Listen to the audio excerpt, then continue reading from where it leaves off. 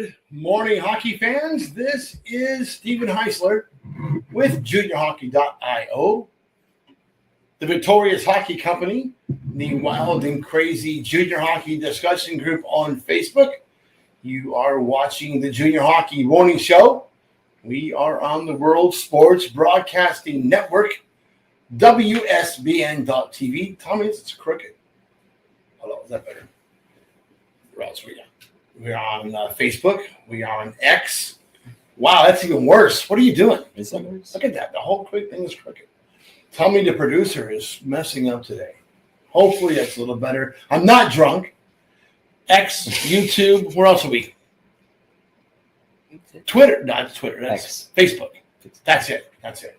So today is Friday, December 6th, 2024.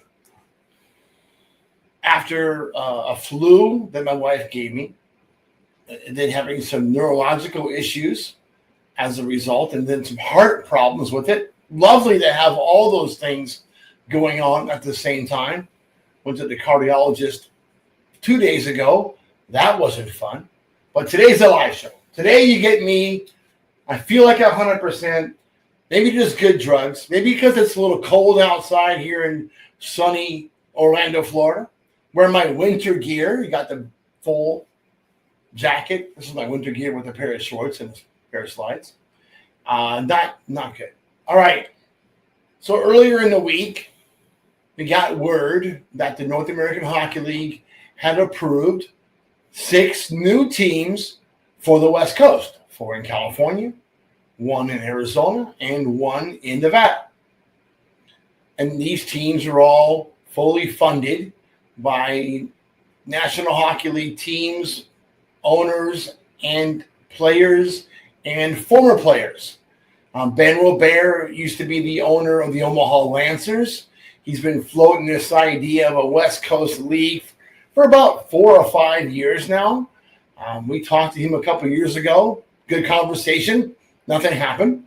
We know that he was shopping that group to the Western League, to the BCHL, to the USHL, and it came close to fruition with the USHL, but at the last minute, something happened, and it didn't happen.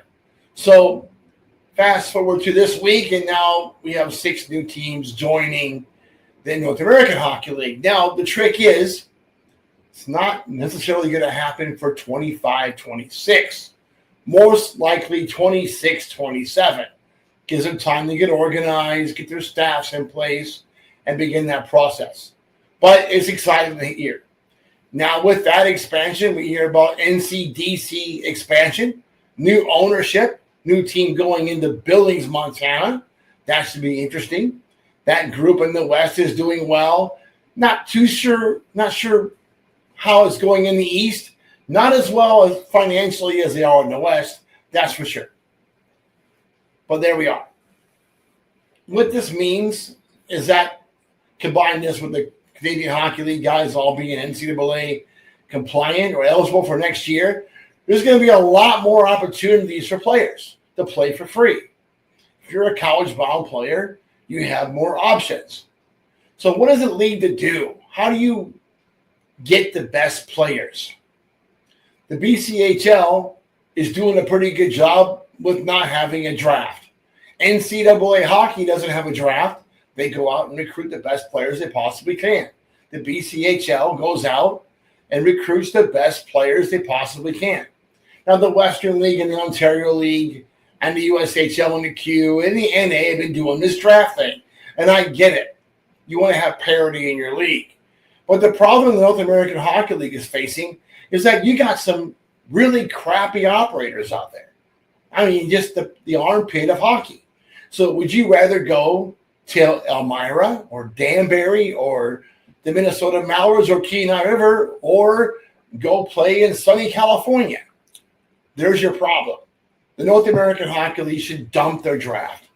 Let the best operators get the best players and let's make sure everybody else that wants to compete with the best elevate their own standards to reach that level. By giving them players, you're simply losing players. I believe the North American Hockey League has an opportunity to do something. Tommy, fix this. There you go.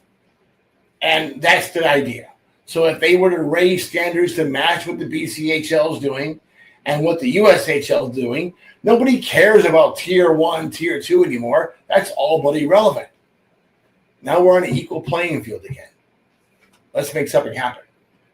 All in all, that's going to be great for the player, because if you don't like where you're drafted, go somewhere else. We got opportunities for you. All right, that's it for today. Opportunity knocks. Hope that you enjoy your weekend, enjoy your coffee,